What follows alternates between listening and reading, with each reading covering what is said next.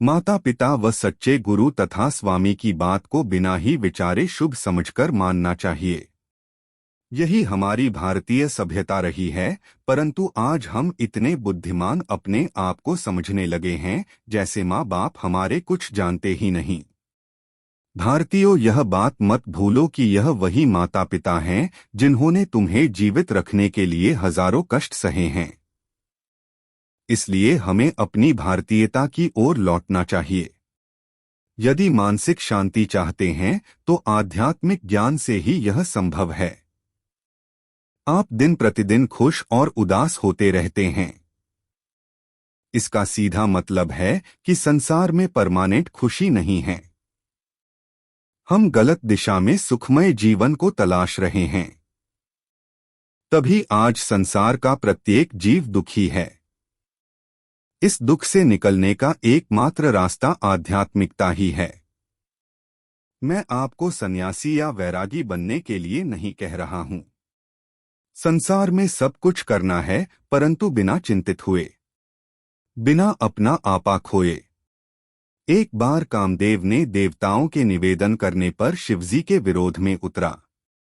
कामदेव यह जानता था कि शिवजी के विरोध में वह नष्ट भी हो सकता है।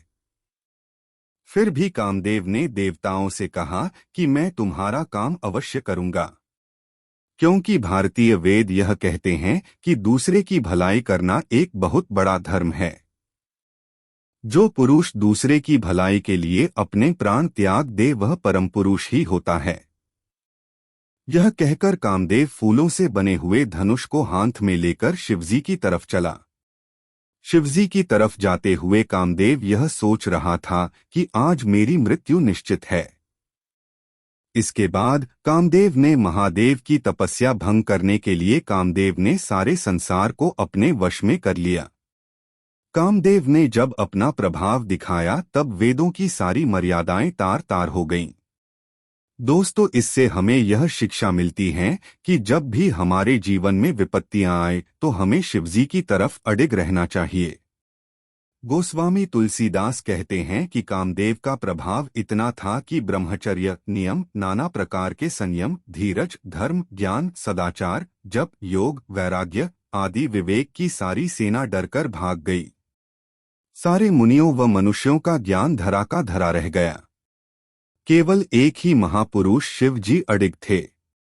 इसी प्रकार दोस्तों, जीवन में कोई भी समस्या आए तब शिवजी की अडिगता को याद रखो। तुलसीदास जी कहते हैं कि कामदेव का प्रभाव सारे लोगों में इतना बढ़ गया कि बुद्धि अपने सहायकों को लेकर भाग गई, अर्थात बुद्धि का नाश होने लगा। यहाँ ध्यान देने योग्य है कि काम भावना सबसे पहले मनुष्य की बुद्धि का नाश कर देती है। यह सच है तो वीडियो को शेयर जरूर करें। कामदेव के प्रभाव से संसार के जड़ और चेतन प्राणी सब अपनी मर्यादा भूलकर काम के वश में हो गए।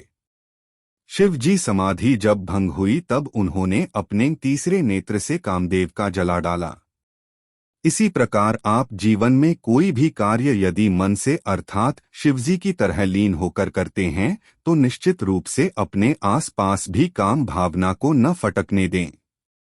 कार्य निर्धारित समय में ही पूर्ण हो जाएगा। दोस्तों, मैं वीडियो केवल सत्य सनातन के दिव्य ज्ञान को जन जन तक पहुंचाने के लिए ही बनाता हूं।